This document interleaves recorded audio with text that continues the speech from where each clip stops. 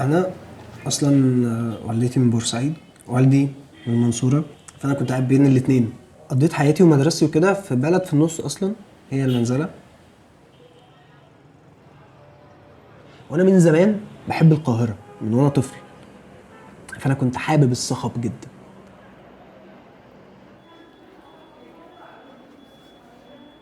انا توزيع جغرافي مستحيل يوديني القاهره او عين شمس، مستحيل اروحهم غير لو جايب الدرجه بالظبط، وان انا اجيب الدرجه بالظبط ده محتاج حظ 100%.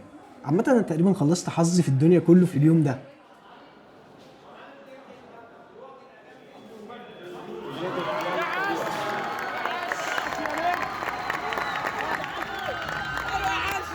انا كل معلوماتي عن التمثيل، اللقاءات اللي انا بشوفها للممثلين مثلا مع حد زي منى الشاذلي،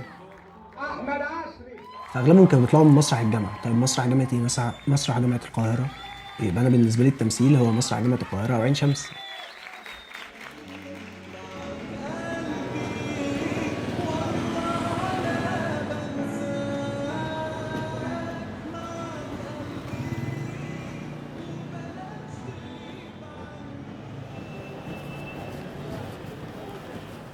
تصدقني لو قلت لك ان انا مش عارف فعلا، بس على حسب الاريا اللي انا بعرف فيها نفسي هي فين.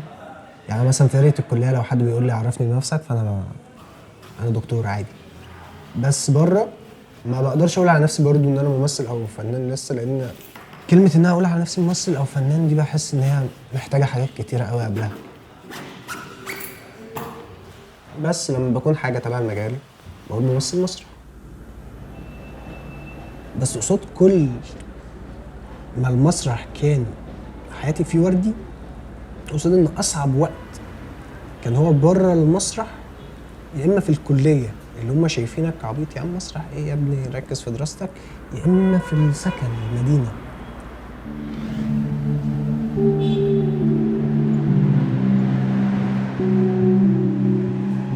فانا مصمم او عامل نفسي مصمم ان انا اكون في البلد او المدينه دي، مع ان انا مش مرتاح فيها خالص.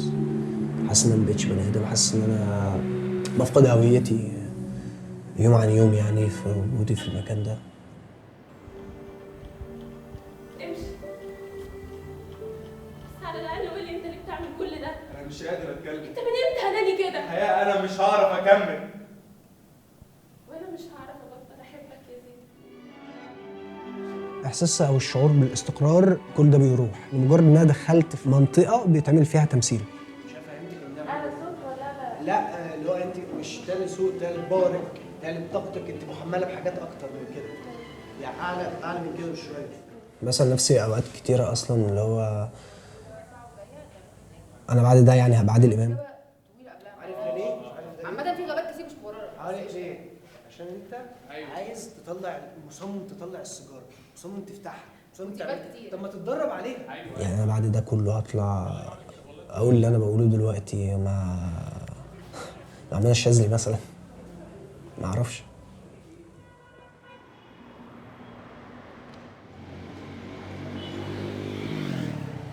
انت غلطان يا عبد الظاهر، انا قلت لك ما تسيبش الشغل عشان الشغل مهم، غير الشغل انت مش هتعرف تروح البروفات، انت كده خسرت الاثنين تقريبا. محتاج اشوف شغل، محتاج اركز بقى في اي شغلانه خلاص. كده كده مفيش فرص. انت كنت هتقدم تمرين في الساعه الفلانيه صح؟ الدبلومه بتاعت الارشاد قدمت فيها ولا لسه؟ قدمت، بس حتى لو قدمت هدفع مصاريفها منين؟ هو يا اسطى لو كل واحد بقى وصل كده يعني صباح الفل، ما كانش حد يوصل فيها. مش عارف يا اسطى، حاسس ان هي فتره انت بتعدي بيها عادي وانس. كنت واقعي، علمتني اكون واقعي اكتر من درجه السوداويه شويه يعني. بس لسه يعني احيانا لسه بحلم، يعني يمكن الفترات القليله اللي انا بسببها بحلم دي لسه مكمل يعني في التمثيل.